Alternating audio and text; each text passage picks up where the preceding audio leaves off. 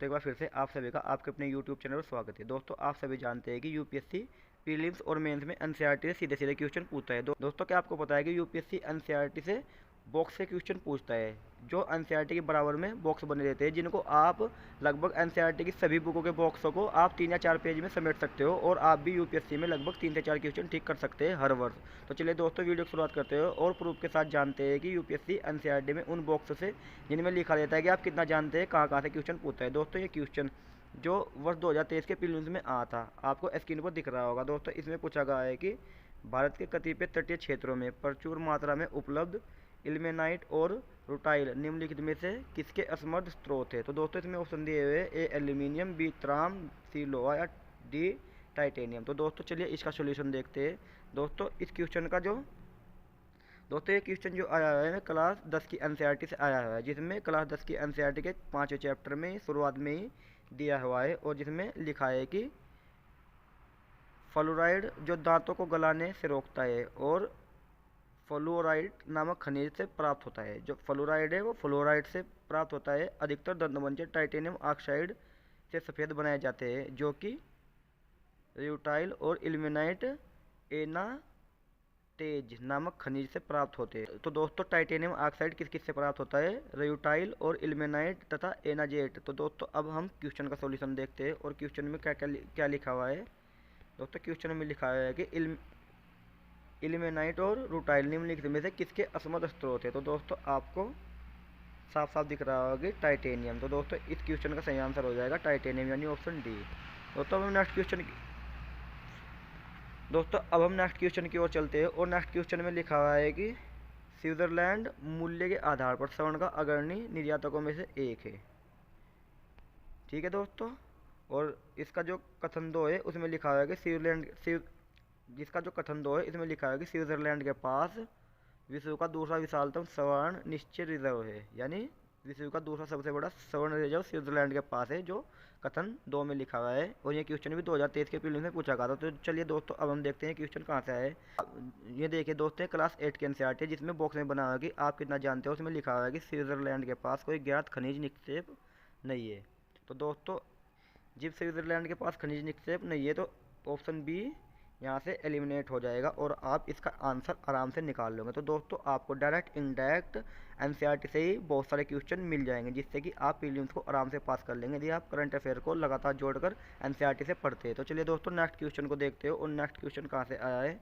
दोस्तों next question है, चीन की तुलना में भारत के पास अधिक कृषि योग्य क्षेत्र है। चीन की तुलना में भारत में संचित क्षेत्र का अनुपात अधिक है। चीन की तुलना में भारत के कृषि में प्रति हेक्टेयर औसत उत्पादकता चीन की तुलना में भारत के कृषि हेक्टेयर में औसत उत्पादकता अधिक है। तो दोस्तों ये क्वेश्चन कहाँ से आए अब देखते हैं। दोस्तों इस क्वेश्चन को ये देखिए दोस्तों, ये भी क्लास 8 के एनसीईआरटी है और उसमें सीधा सीधा एक तरफ देश दिए हुए है और दूसरी तरफ उनका प्रतिशत की फसल भूमि उनमें कितनी है, चारागाह भूमि कितनी है, वन भूमि कितनी है तथा अन्य उपयोगी भूमि कितनी है। तो दोस्तों भारत के पास फसल भूमि 57% है और चीन के पास फसल भूमि केवल 10% है। तो दोस्तों ऑप्शन ए ठीक हो जाता है कि भारत के पास चीन से अधिक कृषि योग्य भूमि है। तो दोस्तों आप देख सकते हैं कि कैसे एनसीईआरटी सीधे और खासकर बॉक्सों से सीधे सीधे यूपीएससी में क्वेश्चन पूछे जा रहे थे। तो दोस्तों आपको बॉक्स और मैप बिल्कुल भी नहीं छोड़ने हैं। आपको जो बॉक्स जिनमें लिखा होता है कि आप कितना जानते हैं, इन सबको आप एक मतलब पेज पे उतार ले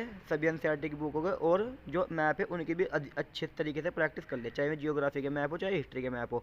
आपने देखा होगा कि हिस्ट्री के मैप से भी कितने क्वेश्चन पूछे जाए। तो चलिए दोस्तों नेक्स्ट क्वेश्चन देखते हैं। नेक्स्ट क्वेश्चन में भूकंप और उनकी तरंगों के बारे में क्वेश्चन दिया हुआ है और ये क्वेश्चन भी क्लास 11 की जो भाग 1 है उसकी एनसीईआरटी सीधा सीधा आया है। दोस्तों यदि आप इतना पढ़ते तो आप इस क्वेश्चन को आराम से निकाल कर ले जाएंगे। तो दोस्तों अब हम नेक्स्ट क्वेश्चन की बात करते हैं। नेक्स्ट क्वेश्चन ये देखिए दोस्तों, ये भी 2023 के प्रीलिम्स में आया है। दोस्तों हमने अभी तक जिन क्वेश्चन की बात की है सभी 2023 के प्रीलिम्स में आए हुए हैं। दोस्तों ये देखिए निहारिका ये दी हुई है और ये देखिए उसके सामने कुछ मतलब तारे जो आवर्ती रूप से जलते बुझते हैं और ये पल्सर दिए हुए हैं। दोस्तों पल्सर के बारे में भी मतलब पल्सर क्या है इसके बारे में भी क्वेश्चन 2023 में पूछा गया है। तो दोस्तों ये देखिए निहारिका, ये देखिए निहारिका के बारे में दिया है, जिससे कि आप यहाँ से इस क्वेश्चन को एलिमिनेट कर सकते हैं और क्वेश्चन का आंसर निकाल सकते हैं। ऐसे ही इसी स्लाइड में पल्सर भी दिया हुआ है। तो दोस्तों आप इस क्वेश्चन का आंसर भी आराम से निकाल सकते हैं। तो चलिए दोस्तों अब नेक्स्ट क्वेश्चन देखते हैं। नेक्स्ट क्वेश्चन में क्या है दोस्तों, ये क्वेश्चन 2021 के साथ साथ 2013 के एग्जाम में पूछा गया है और इस क्वेश्चन के पूछे जाने की संभावना आगे भी है। दोस्तों इस क्वेश्चन में दिया हुआ है कि नदियों और नदियों और झीलों में जल की मात्रा भूजल की मात्रा से अधिक है।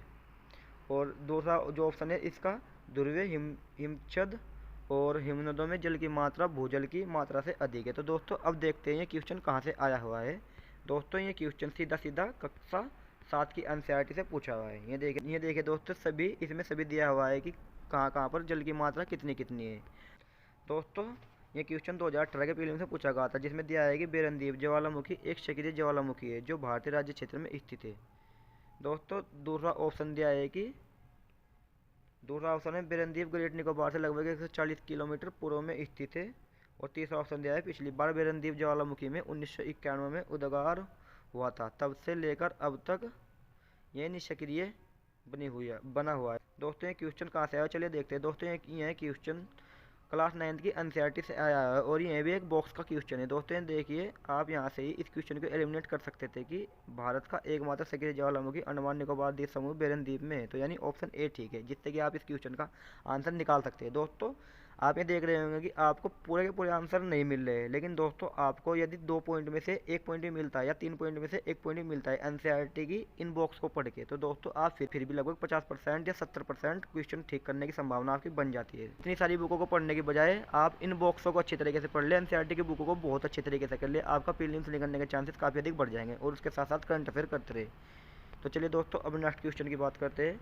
नेक्स्ट क्वेश्चन दोस्तों ये क्वेश्चन भी 2018 के प्रीलिम्स में पूछा गया था और ये भी क्लास 9 की एनसीईआरटी में सीधा सीधा क्वेश्चन आया हुआ है। दोस्तों अब नेक्स्ट क्वेश्चन की बात करते हैं। नेक्स्ट क्वेश्चन ये देखिए दोस्तों, ये 2022 के प्रीलिम्स में सीधा सीधा पूछा गया था। 2022 के कपास के बारे में सीधा सीधा पूछा गया था कि कपास की फसल के लिए क्या क्या जरूरी होता है।